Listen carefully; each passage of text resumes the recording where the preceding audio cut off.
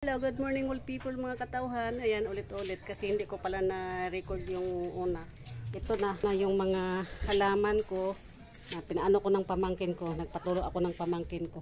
Kasi dito yung dati, di ba? Ano lang dito, dilan, i-alis lang ako dito. Butang lang dito. Di ba dito yung dati? Hindi pa ito nalagyan ng bubong. Hindi pa nalagay yung second floor. Ngayon, dito ko nilagay kasi wala pa man ito, tapos ngayon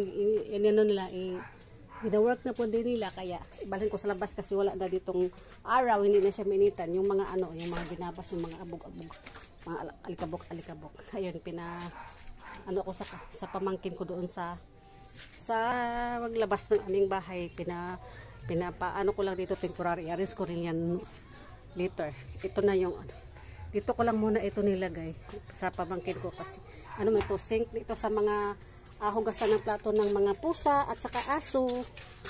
Ayan. Tapos pinalagay ko dito muna mga malalaki na mga kaldero, yung may mga kami yung papak man niyang gawin niya. Ito po nagamit tayo sa inyo ko? Oh. Bayog buka. Pagkitaon parang ko isa Ayan. Yun na siya. Ito yung dati, makalat pa. Palinisin ko yan bukas sa mga anak ko. Palinis. Sa Monday, ipinis na ito ni Akong. Kasi hindi pa man ito nalagyan ng finish. Finish na ito.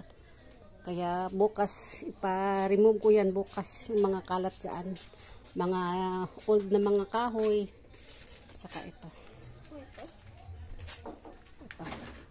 Itong mga takorik. Kaya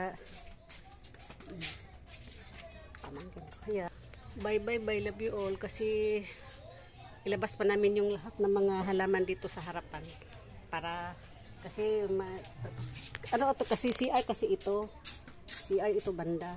Yun ang may bustot yan para sa inidoro. Pero wala nang, matagal na tong gamit, mga